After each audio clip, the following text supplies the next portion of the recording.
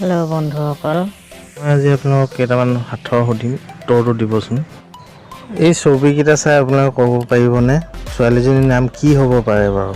মই 10 second time দিছোঁ, 10 ছেকেণ্ডত আপোনালোকে ক'বচোন।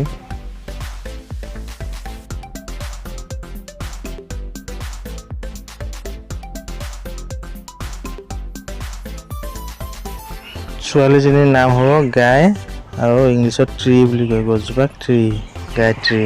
ঠিক আছে, তেন্তে 2 নম্বৰ প্ৰশ্নটো চাওঁ আহক। ছোৱালীজনীৰ নামটো কি হ'ব পাৰে ভাবকচোন বাৰু।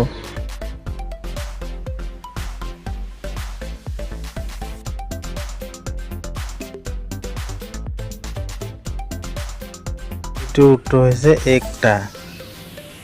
3 নম্বৰ প্ৰশ্নটো চাওঁ আহকচোন। ভাবকচোন বাৰু ছোৱালীজনীৰ নামটো কি হ'ব পাৰে।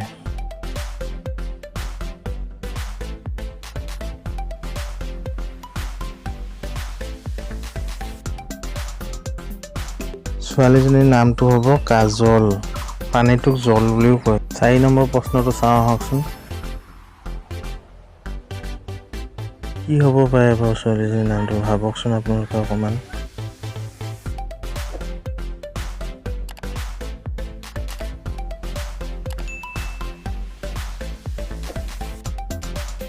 ছোৱালীজনীৰ নাম হ'ব কীৰ্তি।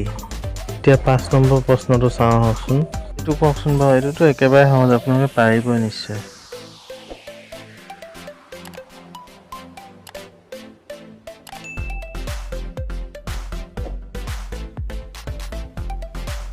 ছোৱালীজনীৰ নাম হ'ব ৰিংকি। আপোনালোকে সেইটোকে ভাবিছিলে নে? কমেণ্ট কৰি জনাবচোন। এতিয়া 6 নম্বৰ প্ৰশ্নটো চাওঁ আহক।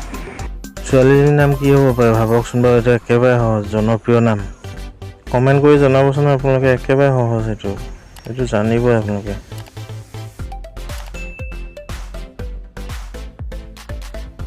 ছোৱালীজনীৰ নাম হ'ব বসন্তী। আপোনালোকে চলেখন চাইছিলে নে? চলেতে আছিলে বসন্তী। 7 নম্বৰ প্ৰশ্নটো এতিয়া চাওঁ আহক। ছোৱালীজনীৰ নামটো কি হ'ব পাৰে অকণ ভাবি চাওকচোন বাৰু। প্লিজ লাইক আৰু শ্বেয়াৰ কৰি দিব, ছাবস্ক্ৰাইব কৰি দিব, কমেণ্ট কৰিতো আপোনালোকে জনাবই।